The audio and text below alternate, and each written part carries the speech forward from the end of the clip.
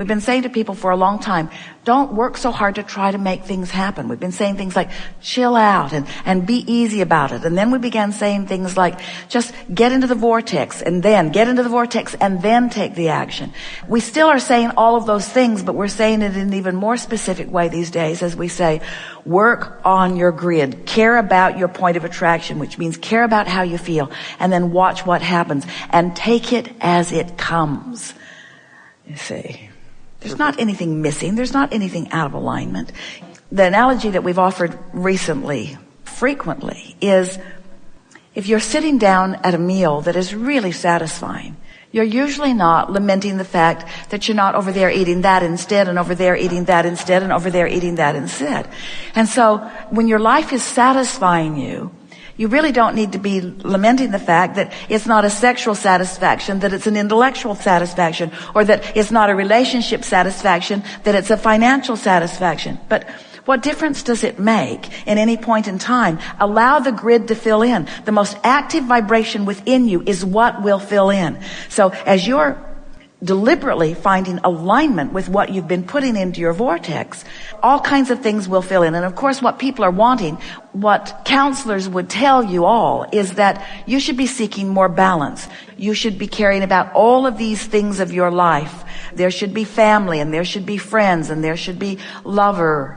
And there should be things that stimulate you in terms of intellect. And we say, you have put a very well-rounded you into your vortex, and you don't need to worry about getting out of balance with that well-rounded person. That well-rounded you will be inspired as you concentrate on preparing your grid.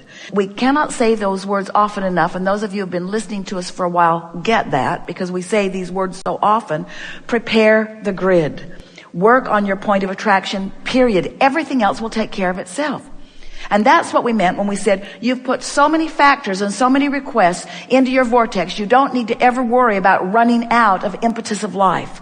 But it's not running out of impetus of life that's going wrong with most people. It's not preparing their grid so that what they've put there can't line up with where they are. So when the grid is trying to fill in, and it always is because you're asking, and your frequency is here and your grid is here, then that's when it feels uncomfortable. And that's when you want to use words like greed, or words like promiscuity, or words like I'm doing something inappropriate, because it feels inappropriate to feel like that, you see.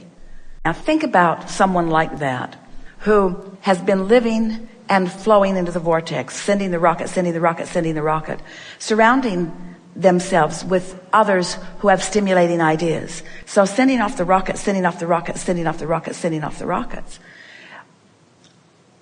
attending forums, talking with people in the know, having stimulating conversations, all satisfying and stimulating, but in the process giving birth to rocket.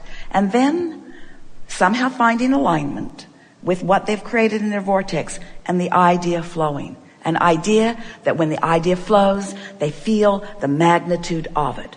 You can't feel the magnitude of a little idea. That's why step one matters so much. You want to parlay your vortex into high-flying, really strong, powerful desires.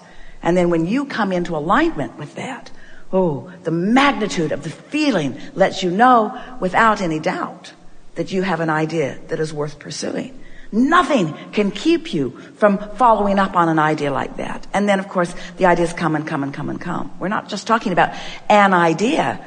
The success of those that you are speaking of didn't come from one idea. They didn't just stumble on an idea and then set it into motion. Those ideas kept coming and kept coming and kept coming. Right place, right time, right place, right time, right place, right time, right place, right time. Kept coming and coming and coming and coming and coming and coming and coming. There are thousands of decisions that were made and are still being made in the process of that evolution of that, you see.